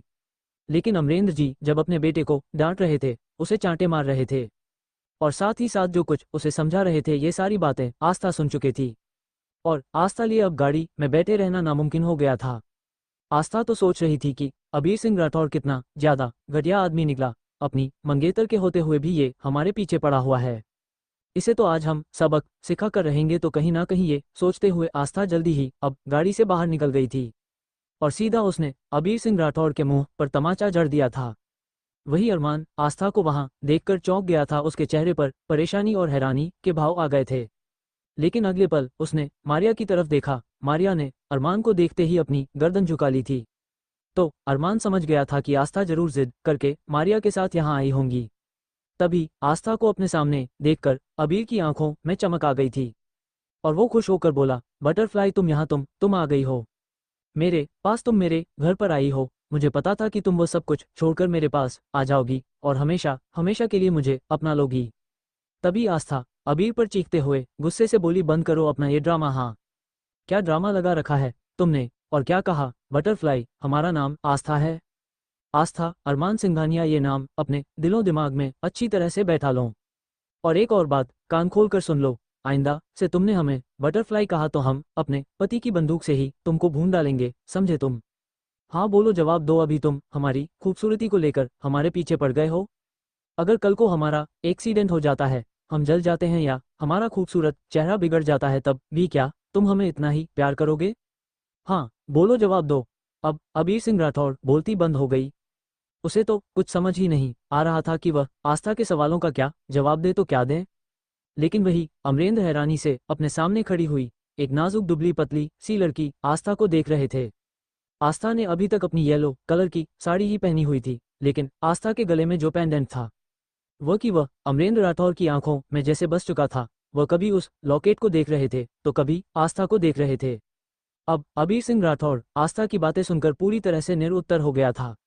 वही अरमान ने तुरंत आस्था की बाजू को पकड़ा था और बेचैनी छुपाते हुए बोला कि उसे यहाँ नहीं आना चाहिए था, वो सारी बातें संभाल सकता है। लेकिन आस्था ने तुरंत अरमान की ओर देखकर कहा, सुनिए प्लीज, आप हमें बात करने दीजिए। वैसे भी हमारी वजह से ये आपको इस तरह से परेशान कर रहा है और हम ही इसे जवाब देना चाहते हैं। काश उसे दिन वो एक्सीडेंट ना हुआ होता तो ना ही ये हमें मिलते ना कोई बवाल होता। तभी अरमान को याद आया कि जिस तरह से आस्था रश्मि के साथ मॉल गई थी तो वो स्कूटी अबीर की कार से टकराई थी। अरमान को ये बात पहले से ही पता चल चुकी थी, लेकिन उसने आस्था से ही पूछना जरूरी नहीं समझा था, क्योंकि आस्था की तरफ से अबीर के लिए किसी तरह की कोई फीलिंग नहीं थी। तो वह अबीर की बातों को कोई तुल नहीं देना चाहता था और अबीर को तो वो अपनी जिंदगी में लेकर ही नहीं आया था। तभी अबीर अचानक अपने घुटनों के बल बैठ गया और अबीर जोरों से चीखा और उसने रोना शुरू कर दिया था। अबीर को ऐसे ब्रोकन कंडीशन में देखकर सब कोई हैरान थे। वहीं आकाश, सुमित, ध्रुव, आहन जो कि आस्था के आ जाने पर काफी ज्यादा परेशान थे, और लेकिन अब अबीर को इस तरह से देखकर सभी हैरान हो रहे थे। लेकिन वो समझ चुके थे कि इस वक्त उनके वहां रहना ठीक नहीं है, इसीलिए जल्दी ही वो लोग एक नज़र अबीर की ओर देखते हुए वहां से आकर सीधा अपनी अपनी गाड़ियों में बैठ गए थे। अब केवल अरमान, अमरेंद्र, अबीर और साथ ही साथ अबीर सिंह राठौर वहां मौजूद थे। अब तभी अबीर ने अचानक रोते हुए कहना शुरू कर दिया, मुझे जिंदगी में पहली बार प्यार हुआ है, लेकिन मैंने नहीं सोचा था कि मेरा प्यार इस तरह से अधूरा रह जाएगा। मुझे मेरी पहली मोहब्बत नहीं मिल पाएंगी। तभी आस्था भी अब थोड़े सॉफ्ट आवाज में बोलती है, देखिए अबीर जी, हम आपकी बहुत इज्जत करते हैं और ऊपर से आप हमारे कॉलेज के प्रोफेसर हैं, तो क्या हम आपकी इज्जत नहीं करेंगे? और रही बात प्यार की, आपका प्यार आपकी मंगेतर है, आप एक बार उसे प्यार से देखिए तो सही, उससे प्यार तो कीजिए, बातें तो कीजिए, तभी तो आपको उनसे से मोहब्बत होगी। तभी अबीर सिंह राठौर रोते रोते हल्का सा मुस्कुरा दिया था और बोला, वाकई मेरी बटरफ्लाई बातें बहुत प्यारी बातें करती है और शायद ये रीजन है कि मुझे तुमसे इतनी गहरी मोहब्बत हो गई है। लेकिन फिलहाल अगर तुम मुझसे प्यार नहीं कर सकती, मेरी जिंदगी में नहीं आ सकती, लेकिन मैं फिर भी तुम्हारे साथ कनेक्ट रहना चाहता हूँ। मैं जिंदगी भर तुम्हें प्रोटेक्ट करना चाहता हूँ। हालांकि तुम्हारा ये पति अरमान कुछ कम नहीं है और ये अच्छे से तुम्हारी रक्षा कर सकता है, लेकिन फिर भी मैं अपने दिल की तसल्ली के लिए तुम्हारा लिए कुछ करना चाहता हूँ। अब आस्था हैरान थी अबीर की इस तरह की बातें सुनकर। आस्था सोच रही थी कि अभी तो उसने अबीर बताया कि अबीर कोई लेना देना नहीं रखना चाहती है, लेकिन फिर भी मुझे इस तरह की बातें क्यों कर रहे हैं। तभी अबीर अपनी बात को करेक्ट करते हुए हल्की मुस्कान लाते हुए कहा, तुम्हें अपने दिमाग में कुछ भी उल्टी सीधी बातें लाने की कोई जरूरत नहीं है। जरूरी नहीं है कि हमारा एक ही रिश्ते का एक नाम हो, हमारा कुछ और भी तो रिश्ता हो सकता है। ऐसा कहते हुए अचानक अबीर ने अपना हाथ आगे बढ़ा दिया था और उम्मीद भरी नजरों से देखकर बोला, मुझसे दोस्ती करोगी? अब अबीर ने जैसे ये बोला, आस्था हैरान हो गई थी। वही अमरेंद्र जी के चेहरे पर एक छोटी सी मुस्कुराहट थी कि चलो, जो बात 5 सालों से वह अबीर को नहीं समझा पाए, एक लड़की ने उसे इतनी आसानी से समझा दी। लेकिन साथ ही साथ वो आस्था के पेंडेंट को देख रहे थे जो आस्था ने अपने गले में पहना हुआ था। तभी आस्था ने अनायास ही अरमान की तरफ देखा कि क्या वह अबीर से हाथ मिला लें। वही अरमान जो कि अपनी बीवी को लेकर कुछ ज्यादा ही पजेसिव था, लेकिन अबीर को इस तरह से टूटा हुआ देखकर और ये देख करके अबीर सिर्फ उसकी बीवी से दोस्ती करना चाहता है, तो अरमान ने पलकें झपकाते हुए अपना सर हाँ में हिला दिया था और आस्था को अरमान ने अबीर से हाथ मिलाने की इजाजत दे दी थी। अरमान की परमिशन पाकर आस्था ने जल्दी ही अबीर का हाथ थाम लिया था, उससे हैंडशेक कर लिया था। तभी अबीर मुस्कुराता हुआ उठ खड़ा हुआ और अदब के साथ बोला, अब मेरी दोस्त पहली बार मेरे घर पर आई है तो मैं इस तरह से तो नहीं जाने दूंगा, चलो मेरे साथ अंदर चलो। तभी आस्था बोलती है, लेकिन शायद आप भूल रहे हैं कि आपका दोस्त अकेले नहीं है, बल्कि उसका पति भी उसके साथ है। तभी अबीर बोला, हाँ हाँ मैं जानता हूँ, तुम अपने पति को लेकर अंदर आ सकती हो। ऐसा बोलकर अबीर ने अरमान को टशन दिया और जल्दी ही वह अब उन्हें लेकर अपने विला के अंदर चला गया था और वहां जाकर उसने आस्था के लिए एक से बढ़कर एक खाने, पकवान, नाश्ते रेडी करवाए थे और आस्था को अपने हाथों से सर्व कर रहा था। कहीं ना कहीं अरमान ये देखकर थोड़ा सा इनसिक्योर भी हो रहा था, लेकिन फिलहाल उसने उसे कुछ नहीं बोला, उसे करने दिया था जो वह करना चाहता था। वही अमरेंद्र जी जो काफी देर से आस्था के गले में पहने हुए लॉकेट को देख रहे थे, अब वो खुद को रोक नहीं पाए और अचानक आस्था के लॉकेट के ओर पॉइंट करते हुए देखकर बोले, आप जानती हैं मिसेज आस्था अरमान सिंघानिया, ऐसा ही लॉकेट मेरी दादी माँ के पास भी था। लेकिन अफसोस एक चोर ने इस लॉकेट के लिए मेरी दादी माँ का गला ही काट दिया था। उस टाइम पर ये लॉकेट केवल 5 ही बने थे और यह उस समय के सबसे एक्सपेंसिव लॉकेट में से एक है और अब यह आपके पास है। तो मैं समझ गया हूँ कि अरमान सिंघानिया ने ही आपको गिफ्ट किया होगा, क्योंकि इस लॉकेट को खरीदने की औकात अरमान सिंघानिया की ही हो सकती है, वरना इसके जितना एक्सपेंसिव लॉकेट आज तक ना कभी बना है और ना ही मार्केट में आया है। अब जैसे ही अमरेंद्र जी ने आस्था के लॉकेट को देखते हुए ये सब बातें बताई, आस्था को तो एकदम से एक खांसी आना शुरू हो गई थी।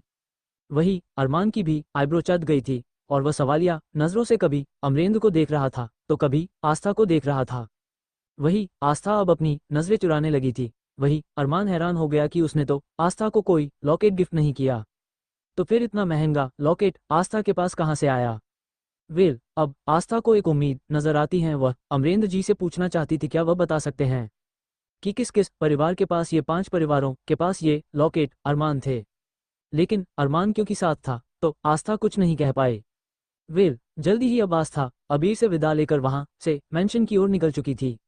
वही अरमान ने आस्था से कोई सवाल तो नहीं किया था, लेकिन उसके दिमाग में ये बात अभी भी गूंज रही थी कि यह इतने महंगे लॉकेट ना कभी उस टाइम पर बने थे और ना कभी अब आगे बनेंगे, और नहीं उनसे जितना महंगा लॉकेट कभी कोई मार्केट में आएगा।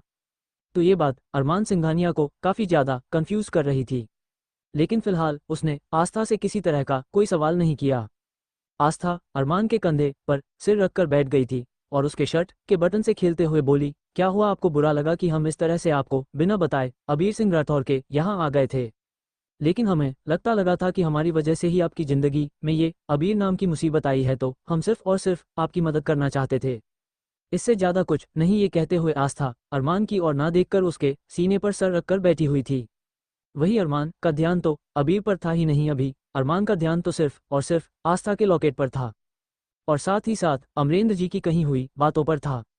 और जल्दी ही सिंघानिया मेंशन में आ गए थे, क्योंकि आज फाइनली वैसे तो वह अबीर सिंह राठौर की जान लेना चाहता था, लेकिन आज अरमान सिंघानिया के 2 दुश्मन उससे अलग हो गए थे। साथ ही साथ अबीर सिंह राठौर और वीर रायचंद अमरेश रायचंद वसुंधरा का मामला सुलझ गया था।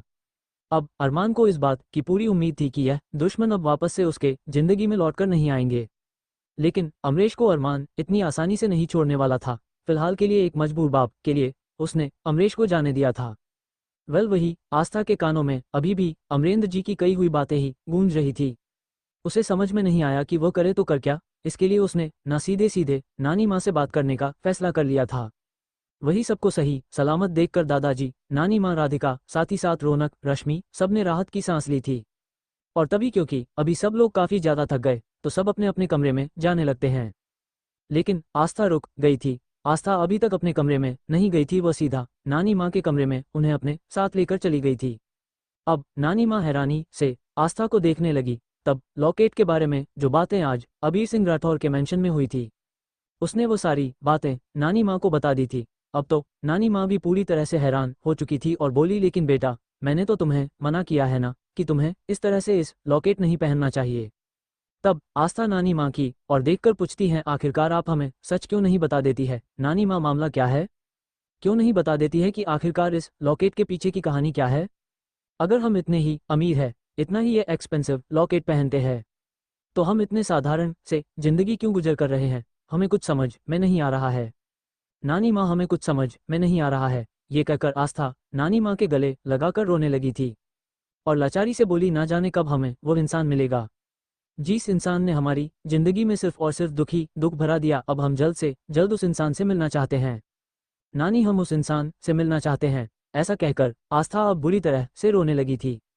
तभी नानी माँ उसे संभालने लगी। वह चुप कराते हुए बोली, बेटा, अब तुम्हारी जिंदगी में इतना कुछ हो गया कि मुझे याद ही नहीं रहा तुम्हें इन सब चीजों के बारे में बताना, लेकिन तू फिक्र मत करो, हम तेरे गुनहगारों को जरूर ढूंढेंगे और उसे दिन उनका इस दुनिया में आखिरी दिन होगा। अभी फिलहाल के लिए हमें अरमान की नज़रों में नहीं आना है। अगर अरमान को इस बात के बारे में पता चलेगा कि आखिरकार तुम क्या चाहती हो, या अगर अरमान जी को इस बात के बारे में पता चलेगा कि तुम इस शहर में एक मकसद के साथ आई थी, किसी को ढूंढने के लिए आई थी, तो शायद उन्हें ये बात पसंद ना आए। और अभी हमें किसी तरह का कोई रिस्क नहीं लेना है, क्योंकि अभी तक हम तुम्हारे दुश्मनों के बारे में नहीं जानते हैं। और अरमान को भी हम इस बारे में कुछ नहीं बता सकते हैं, क्योंकि हम खुद ही नहीं जानते कि वो तुम्हारा दुश्मन है तो है कौन और कहाँ है।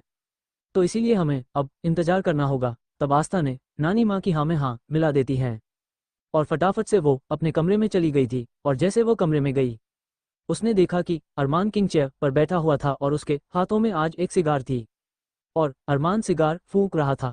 अरमान को इस तरह से बैठा हुआ देखकर आस्था हैरान थी। वह जानती थी कि इस वक्त अरमान के मन में काफी सारे सवाल चल रहे होंगे और वो कुछ ना कुछ सोच रहे कि अरमान के सवालों का वह क्या जवाब देगी।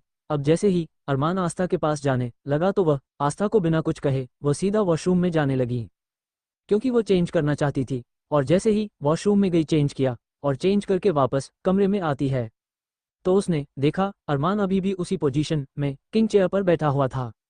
अब आस्था थोड़ा सा घबरा भी रही थी कि वह आखिरकार अरमान को बोलेगी तो क्या बोलेगी, लेकिन फिलहाल उसे अरमान का सामना तो करना ही था। तो कहीं ना कहीं ये सोचते हुए आस्था अरमान के सामने जाकर खड़ी हो गई थी और अपने दोनों हाथों को आपस में लपेटकर बोली, अगर आप हमसे कुछ पूछना चाहते हैं तो पूछ सकते हैं। तब अरमान ने आस्था से कोई सवाल नहीं किया और बदले में उसने उसका हाथ पकड़कर सीधा उसे अपनी ओर खींच लिया था और आस्था अरमान के गोद में जा गिरी थी। तभी अरमान आस्था के बालों से खेलता हुआ बोला, ऐसा कौन से राज है वाइफी जो आप मुझसे छुपा रहे हैं। अब जैसे ही अरमान ने ये कहा, आस्था की आंखें बड़ी बड़ी हो गई थी। तब अरमान इरिटेट होकर बोले, जब भी मैं आपसे कुछ पूछता हूँ या आंखें बंद करने के लिए कहता हूँ तो आप अपनी आंखें बड़ी बड़ी क्यों कर लेती है। बताइए ऐसी क्या बात है जो मुझे नहीं पता और शायद मुझे पता होनी चाहिए। तभी आस्था ने अरमान की और देखकर कहा, ये लॉकेट हमारे माँ बाप की आखिरी निशानी है जो उन्होंने हमें दी थी। हमें नहीं पता कि इतनी ज़्यादा एक्सपेंसिव है, आप हमारा यकीन करें हमें इसका कोई आइडिया नहीं था। हालांकि आस्था ने सच बोला था, लेकिन अरमान को आस्था की बातों पर यकीन नहीं आ रहा था। कुछ तो ऐसा था जो अरमान को आस्था के बातों पर यकीन करने से रोक रहा था। वेल तभी अरमान आस्था की आंखों में देखते हुए ठंडे स्वर में बोला, मुझसे झूठ बोलने की कोशिश मत करना आफत। अगर तुमने मुझसे झूठ बोलने की कोशिश की तो तुम अच्छी तरह से जानती हो कि अरमान सिंघानिया क्या से क्या कर सकता है। तब आस्था अरमान की ओर देखकर थोड़ा सा चिढ़ते हुए बोली, लेकिन हम आपसे झूठ क्यों बोलेंगे, हम आपसे सच कह रहे हैं। अब अरमान ने अचानक आस्था अपनी गोद से उतार दिया और खड़ा हो गया था। आस्था भी अरमान के साथ साथ खड़ी हो गई और उसको पीछे से अपनी बात समझाते हुए बोली, देखिए अरमान जी प्लीज आप हमारी बात का यकीन कीजिए, हम जो कह रहे हैं हम सच कह रहे हैं। तभी अचानक अरमान आस्था की तरफ पलटा था, उसके आंखें एकदम लाल सुर्ख थी। लेकिन इससे पहले कि वो आस्था को कुछ कहता, आस्था की आंखें बोझल होने लगी और जैसे ही आस्था की आंखें बंद हुई, अरमान पूरी तरह से घबरा गया था। उसने एक जोरों से आवाज लगाई, आस्था आ। अरमान का इतनी भयानक तरीके से आवाज सुनकर सभी लोग जो कि अपने अपने कमरों में चले गए थे, सभी पूरी तरह से हैरान हो गए थे और सब दौड़ते भागते हुए अरमान के कमरे में जमा हो गए थे। अब अरमान ने सबकी ओर देखते हुए कहा, जल्दी डॉक्टर को बुलाओ। तभी रश्मि तुरंत आगे बढ़ते हुए बोलती हैं, आप लोग एक काम कीजिए, आप लोग बाहर इंतजार कीजिए, मैं अभी आस्था को चेक कर लेती हूँ। रश्मि ने जल्दी ही इशारा करके रौनक से अपनी फर्स्ट एड किट मंगवा ली थी और फिर वह आस्था को अच्छे से चेक करने लगी थी। सभी लोग बेसब्री सिर्फ एक ही लाइन से बाहर रश्मि के आने का इंतजार करने लगे थे कि आखिरकार रश्मि अभी तक बाहर क्यों नहीं आ रही है और क्या हुआ है। आस्था को कहीं ना कहीं वो लोग जानना चाहते थे। सभी के चेहरे पर इस वक्त परेशानी थी। विल करीब 10 से 20 मिनट के बाद रश्मि अरमान के कमरे से बाहर आती हैं और उसके चेहरे पर अब एक प्यारी सी मुस्कुराहट थी। तभी उसने अरमान के उतरे हुए चेहरे को देखकर मुस्कुराते हुए अरमान के सामने जाकर कहती है, मुबारक हो अरमान, तुम पिता और आस्था माँ बनने वाली है। अब जैसे ही सब लोगों ने ये सुना, सबकी आंखें हैरानी से फैल गई थी। अरमान को तो समझ ही नहीं आ रहा था कि वह हंसे या रोए, मुस्कुराए, खुश हुए या चिल्लाए या करे तो वह करे क्या। अरमान मिले जुले एक्सप्रेशन के साथ डॉक्टर रश्मि को देख रहा था और अगले ही पल अरमान ने जाकर डॉक्टर रश्मि को जोरों से गले से लगा लिया था। अरमान को ऐसा करते हुए देखकर सबके चेहरे पर एक बड़ी सी मुस्कुराहट आ गई थी। लेकिन आकाश को कुछ खास पसंद नहीं आया था। वही ध्रुव आहान तो दोनों एक दूसरे के गले से मिलने लगे थे, क्योंकि यह सबके लिए बहुत बड़ी और खुशी की खबर थे। वही दादाजी की तो आंखें नम हो उठी थी, लेकिन नानी माँ के चेहरे पर कुछ परेशानी के भाव आ गए थे। लेकिन राधिका रौनक तो चहकने लगी थी। चारों तरफ हंसी खुशी का माहौल था और सबके सब जल्द से जल्द आस्था को देखना चाहते थे। वही अरमान की आंखें नम हो गई थी। अरमान की आंखों की खुशी इस वक्त साफ दिखाई दे रही थी। वो जल्दी ही सबके सब एक साथ अरमान के कमरे में जमा थे और आस्था की ओर देख रहे थे। आस्था को भी होश आ गया था और उसे भी उसके माँ बनने की खबर मिल चुकी थी। आस्था के चेहरे पर भी नानी माँ की तरह अलग ही एक्सप्रेशन थे। आस्था के चेहरे को देखकर साफ पता चल रहा था कि वो इस खबर से कुछ खास खुश नहीं है। वही अरमान ने बिना किसी के परवाह किए तुरंत आस्था को गले से लगाकर उसके माथे को चूम लिया था। इस वक्त अरमान कितना खुश था, ये बात तो उसके बॉडी एक्टिविटी से साफ पता चल रहा था। वही सबके सबब आस्था और अरमान दोनों को मुबारकबाद देने लगे थे। इन द लास्ट दादाजी ने आस्था के सर पर हाथ रखा और कहीं ना कहीं वह अरमान की जिंदगी में जो खुशियां लाना चाहते थे, जो सुकून लाना चाहते थे, वो उसमें अब खुद को कामयाब हो गए थे कि अब सब कुछ अच्छी तरह से हो गया है। तो इसका मतलब साफ है कि अब उसके पोते की जिंदगी में किसी तरह का कोई गम नहीं होगा और चारों तरफ सिर्फ खुशियां ही खुशियां होगी। वही अरमान ने आस्था को प्यार करने के तुरंत बाद एक्साइटेड फील करते हुए बोला, मुझे तुम्हारे जैसी प्यारी सी बेटी चाहिए। और अरमान ने जैसे ही आस्था के माँ बनने की खबर सुनी और तुरंत ही अरमान ने अपनी ख्वाहिश जाहिर कर दी। सबका मुंह हैरानी से खुला का खुला रह गया था कि अभी तो आस्था के माँ बनने की खबर मिली है और अरमान ने डिसाइड भी कर लिया कि उसकी बेटी होगी। तब आहान बिना सोचे टोकते हुए बोला, अरे भाई आप कितने ज्यादा बेसब्र हैं, अभी बच्चा नहीं आ रहा है, बेबी को आने में अभी पूरे 9 महीने लगेंगे। वैसे भी मैंने मूवीज में देखा है 9 महीने बाद ही बच्चे आता है। अब जैसे ही आहान ने पप्पी सा फेस बनाकर ये सारी बातें ना समझी से बोली, अरमान उसे घूरने लगा था, मानो कि अरमान को उसका इस तरह से बीच में बोलना पसंद नहीं आया था, क्योंकि यह अरमान का बच्चा था और उसका बच्चा अब 9 महीने में आने वाला था या आज आने वाला था। इसका उसे कोई आइडिया नहीं था, वो तो बस ये चाहता था कि उसकी बेटी हो। वेल तभी ध्रुव आहान को कोहनी मारते हुए और बोला, तो यहाँ इस तरह से बच्चा 9 महीने बाद होगा या पहले होगा, ये बात एक्सप्लेन क्यों कर रहा है? तुझे दिखाई नहीं दे रहा हमारे आसपास कितनी सारी लेडीज खड़ी हुई है और सब हमें किस तरह से घूर रही है? वही रौनक तो आहान की बात सुनकर मन ही मन में हंसने लगी थी। वह जोरों से हंसना चाहती थी लेकिन वह वहां हंस नहीं पाती है। वही आहान घूर कर रौनक को देखने लगा था, मानो कि उसे कहना चाह रहा हूं कि ज्यादा बत्तीसी दिखाने की कोई जरूरत नहीं है। तभी नानी माँ आस्था के पास आई और उसके सर पर प्यार से हाथ रखकर आशीर्वाद देते हुए बोली, ये नई खुशी आपको मुबारक हो बेटा। तब आस्था ने तुरंत नानी माँ को गले से लगा लिया था और उसकी आंखों से कुछ आंसू बह गए थे। उस वक्त आस्था के दिल की हालत काफी अजीब हो रही थी। एक तो लॉकेट का राज उसे जानना था, जिस तरह से अमरेंद्र सिंह राठौड़ ने ये बोला कि यह लॉकेट बहुत रेयर है, बहुत ज्यादा कीमती है, तो यह बात आस्था को रह रहकर परेशान कर रही थी। वह जानना चाहती थी कि जिस लॉकेट को वो मामूली से लॉकेट समझकर शुरू से पहनती हुई आई है, वह इतना ज्यादा महंगा होगा, इतनी ज्यादा उसकी कीमती होगा, इसका तो आस्था सपने में भी अंदाजा नहीं लगा सकती थी। वेल डॉक्टर रश्मि तभी सबको टोकते हुए कहा कि आप इस तरह से आस्था के साथ में मत रहिए, क्योंकि अगर आप इस तरह से आस्था के आसपास रहेंगे तो उसको घबराहट हो सकती है और इस हाल में हमें उसे सिर्फ और सिर्फ अच्छा माहौल देना होगा और एकदम अच्छे से उसका ख्याल रखना होगा। और तब अरमान ने तुरंत सबकी और ऑर्डर देने वाले अंदाज में घुर कर देखा, मानो कि सबको कहना चाह रहा हूं कि 1 मिनट में सबके सब इस रूम से गायब हो जाओ। अरमान का इस तरह से देखा और सभी अपने चेहरे पर मुस्कुराहट लिए एक एक करके वहां से गायब भी हो गए थे, क्योंकि उन सबको आस्था की उस वक्त बेहद फिक्र थी। वहीं पर वह आकाश और सुमित के चेहरे पर एक सेटिस्फेक्शन भरी मुस्कुराहट थी। कहीं ना कहीं अरमान जितने बुरे तरीके से मर्डर किया करता था, अब वह दुश्मनों को बड़ी ही बुरी मौत दिया करता था। ये बात वो लोग देख चुके थे, क्योंकि अरमान का उन्होंने हर तरह से खतरनाक रूप देखा था। तो शायद अब उन्हें लगा था कि अब जो वो सोच रहे थे, अब शायद वो गलत होगा, क्योंकि अब अरमान वाकई आस्था को दिलो जान से प्यार करेगा और जब अरमान को बच्चा पैदा होगा तो उसके बाद उसकी जिंदगी और भी ज्यादा हसीन और खूबसूरत हो जाएगी। तो सभी के सभी अब अरमान के लिए काफी ज्यादा खुश थे। वहीं दूसरी ओर आस्था एक नज़र अरमान की ओर देखा और बिना एक्सप्रेशन के बोलती है, अरमान जी हम कुछ देर अपनी नानी माँ के साथ अकेला रहना चाहते हैं। अब आस्था ने जैसे ही अरमान से ये कहा, अरमान को ये बात बिल्कुल भी पसंद नहीं आई, क्योंकि आस्था ने उसे एक ऐसी खुशखबरी दी थी जिसके बाद से वह आस्था को 1 मिनट तो क्या, एक पल के लिए अकेला नहीं छोड़ना चाहता था। लेकिन अब आस्था के इस तरह से बोलने पर कि वह नानी माँ से कुछ बातें करना चाहती है, अरमान ने नानी माँ को खा जाने वाली नजरों से देखा, मानो कि आंखों ही आंखों में वह नानी माँ को जलाकर राख कर देगा। लेकिन फिलहाल वह आस्था की बात का मान रखते हुए वहां से बाहर निकल गया था। तभी आस्था की आंखों से आंसू बहना शुरू हो गए और वह इमोशनली वीक होते हुए बोलती है, नानी माँ ये क्या हो गया, हमें कुछ समझ नहीं आ रहा है, हमारा बच्चा होने वाला है लेकिन हमारा दिल अंदर से खुश नहीं है। नानी माँ हम क्या करें, हम बहुत बेचैनी हो रही है और आपको पता है आज क्या हुआ। ऐसा बोलकर आस्था ने जो भी अमरेंद्र ने उसके लॉकेट को लेकर बातें बोली वो सारी बातें उसने नानी माँ को बता दी थी। वही नानी माँ अपनी नजरें चुराने लगी थी। नानी माँ को इस तरह से नजरें चुराता हुआ देखकर आस्था ने तुरंत उनके हाथ पकड़ कर अपने सर पर रख लिया था। नानी माँ आपको पता है ना हम माँ बनने वाले हैं, और अपनी कसम देते हुए बोली, नानी माँ प्लीज आप हमसे कुछ मत छुपाइए, और हम यहाँ इस शहर में अपने गुनहगारों को ढूंढने के लिए आए थे।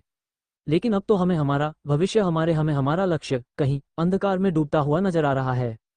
हमें कुछ नहीं पता कि हमारे पास्ट में ऐसा क्या हुआ था, और अगर ये लॉकेट इतना ज्यादा महंगा है तो ये हमारे पास क्या कर रहा है।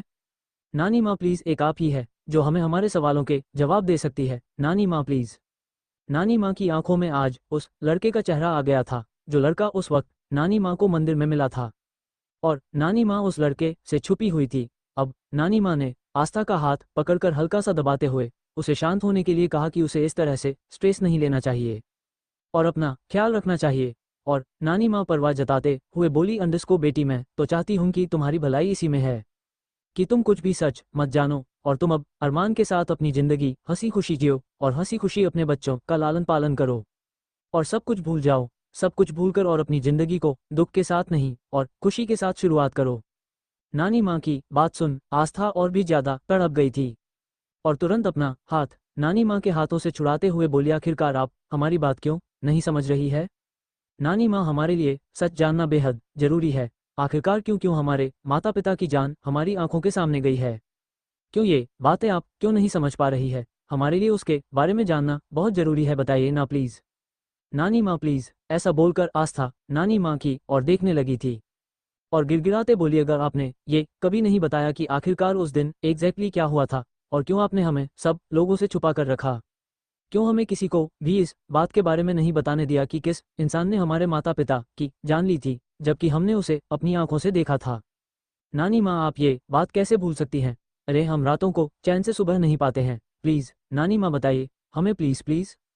आखिर क्यों गई हमारे माता पिता की जान, बताइए बताइए ना। ऐसा बोलकर आस्था अब नानी माँ की और देखने लगी थी। तभी नानी माँ कोल्ड वॉइस में सिर्फ एक ही लाइन बोली, तुम्हारे माता पिता की जान तुम्हारी वजह से गई है। ये बात सुनकर तो आस्था की आंखें ऐसी हो गई थी मानो कि उसने कुछ और गलत सुन लिया हो। वो सपने में भी नहीं सोच सकती थी अपने माता पिता की जान उसकी वजह से गई थी। ये बात आस्था के सिर के ऊपर से जा रही थी, और अचानक की रोते हुए उसे जोरों से हिचकी आती है। आस्था की हिचकी बाहर खड़े हुए अरमान ने सुन ली थी। तुरंत दौड़कर अरमान अंदर आया और अंदर आते हुए आस्था पानी पिलाने लगा था। वही आस्था खाली खाली नजरों से नानी माँ की ओर देखे जा रही थी। वही नानी माँ अब नजरें चुराने लगी थी, क्योंकि नानी आस्था को सच नहीं बताना चाहती थी। लेकिन ये सच जानने के बाद कि आस्था के माता पिता की जान आस्था की वजह से गई है, ये बात आस्था बर्दाश्त नहीं कर पा रही थी। और पानी पीने के बाद नानी माँ को देखते देखते ही उसकी आंखें बंद हो गई थी। अब आस्था को इस तरह से देखकर अरमान ने घूरकर नानी माँ को देखा और थोड़ा सा तेज चलता हुआ आस्था पास आया और उसका चेहरा थपथपाते हुए बोला, आस्था क्या हुआ, अपनी आंखें खोलो। तभी तुरंत डॉक्टर अंदर आ गए थे और आस्था का चेक करने लगे और बोले कि बॉस मैडम स्ट्रेस की वजह से बेहोश हो गई है, आप फिक्र मत कीजिए, थोड़ी देर में उन्हें होश आ जाएगा। अब तो अरमान हैरानी से नानी माँ की ओर देखने लगा, क्योंकि नानी माँ के साथ उसने आस्था को छोड़ा था। तो फिर इस बीच ऐसा क्या हुआ कि आस्था बेहोश हो गई। ये बात अरमान के सर के ऊपर से जा रही थी, और वह बार बार नानी माँ की ओर शक भरी नजरों से देखे जा रहा था, मानो कि वह नानी माँ से ही जानना चाहता हो कि आखिरकार ऐसा क्या कह दिया उन्होंने उसकी बीवी को कि आस्था बेहोश हो गई। लेकिन नानी माँ अपनी नजरें चुराते हुए तुरंत अपने कमरे में जाने लगी, और उन्होंने दरवाजा अंदर से बंद कर लिया था, क्योंकि उस वक्त वो किसी को भी फेस नहीं करना चाहती थी। वही अरमान का ये सोचकर बुरा हाल था कि आखिरकार उसकी बीवी की जिंदगी में चल क्या रहा है। साथ साथ अरमान को वह बात भी याद आई थी जब वह आस्था के लिए फ्लावर लेकर आया था, और आस्था ने सबसे महंगे फ्लावर को पसंद किया था। वह सोचने लगा था कि आखिर क्या कहानी है आस्था की जिंदगी। नानी माँ तो उसे कुछ नहीं बताएगी, क्योंकि उसके चेहरे पर साफ दिखाई दे रहा है वो बातें नहीं बताना चाहती। तो फिर कौन आस्था की जिंदगी के बारे में उसे बताएगा। इसलिए फटाफट से अरमान ने देव को फोन करना शुरू कर दिया था। देव जो कि अरमान को इन्फॉर्मेशन देने के बाद सीधा कहीं और नहीं बल्कि मलाइका के घर चला गया था। मलाइका जिसे जब ये पता चल चुका था कि आस्था अरमान की पत्नी है तो ये बात को बर्दाश्त नहीं कर पाई थी। और सीधा बेहोश हो गई थी। वही देव ने पहले भी मलाइका को देखा था, लेकिन अब बार बार मलाइका के मिलने पर उसके दिमाग में वो स्केच याद आ गई जो मॉल में जिसने आस्था को जान से मारने की कोशिश की थी। जब वो स्केच बनवाया गया था, अब देव की दिमाग की बत्ती जल उठी थी और उसने जैसे ही मलाइका और उसे स्केच को मैच किया, तब उसके सामने दूध का दूध और पानी का पानी हो गया था। और यह बात उसने अरमान को भी बता दी थी, और अरमान ने जल्दी ही देव को मलाइका के पास भेज दिया था, वह भी सारी सुविधा के साथ, यानी कि उसे अच्छी तरह से सजा देने के लिए भेज दिया था। हालांकि अरमान खुद अपने हाथों से मलाइका को सजा देना चाहता था, लेकिन क्योंकि मलाइका ने अपनी जिंदगी के कितने ही सारे कीमती साल अपनी अरमान की कंपनी को दिए थे, तो बस यही सोचते हुए अरमान ने उसे देव के द्वारा ही सजा दिलाने का फैसला लिया था। अब जैसे ही मलाइका के पास देव पहुंचा और देव उसने डोर बेल बजाई, और मलाइका ने जल्दी दरवाजा खोला और देव घूर कर देखने लगी थी और चिढ़कर बोली, यहाँ क्या करने के लिए आए हो तुम? मैं तुमसे नफरत करती हूँ। सिर्फ और सिर्फ तुम्हारी वजह से आज अरमान मुझसे दूर हो गया। मैं अरमान का साथ चाहती थी, उसे पाना चाहती थी, लेकिन मैं उसे हासिल नहीं कर पाई, और इसके जिम्मेदार तुम भी हो। तुमने कभी मुझे अरमान के आसपास भटकने नहीं दिया। अब जब मलाइका ने अपनी भड़ास से देव पर निकाली, तब देव धीरे से मुस्कुराया और ठंडे स्वर में बोला, तुम जानती हो आज मुझसे गलती हो गई थी। देव इस बात के लिए बहुत शर्मिंदा था कि अगर वह इतनी ज्यादा दारू नहीं पीता तो वीर उसके कैद से कभी भी रिहा नहीं होता, लेकिन अरमान ने उसे एक और मौका दिया था, वरना अरमान गलती करने वालों को अपने आसपास भी भटकने नहीं देता है। लेकिन कि देव को वह अपने भाइयों के जैसा मानता था, तो इसलिए उसने देव को एक और मौका दिया था, और मलाइका को सजा देने का सौभाग्य उसने देव को दिया था। अब देव ने वहां आकर सीधा सीधा मलाइका के बालों को कसकर पकड़ता है और उसे सीधा बाथरूम में ले जाकर उसने बाथरूम में पानी भरकर उसके मुंह को कितनी ही देर तक बाथरूम में डाल दिया था। और जब उसे लगा कि किसी भी पर मलाइका की जान जा सकती है, तब जाकर उसने उसे बाहर निकाला। ऐसा उसने एक बार नहीं बल्कि पूरे 15 बार किया था। मलाइका को बार बार इस बात का एहसास कराया जा रहा था कि अगर सांसें सही से ना आए तो किस तरह का एहसास होता है। तो इसी तरह से मलाइका को सजा दिए जा रहा था। मलाइका को अभी भी कुछ समझ में नहीं आया था कि किस बात के लिए उसे इतना ज्यादा टॉर्चर किया जा रहा है। देव ने तो पूरे 15 बार उसे मौत का एहसास करवाया था। मौत के बाद उसे जिंदगी दी, एक बार फिर मौत देने की कोशिश की, उसके बाद फिर जिंदगी दी। इस तरह से हर देव ने पूरे 15 बार मलाइका को दम घुटने का एहसास करवाया था, और जब मलाइका पूरी तरह से ढीली पड़ गई तब उसने जाकर उसे छोड़ा था। वही मलाइका टूटी फूटी जुबान से देव से पूछ रही थी कि तुमने मेरे साथ ऐसा क्यों किया?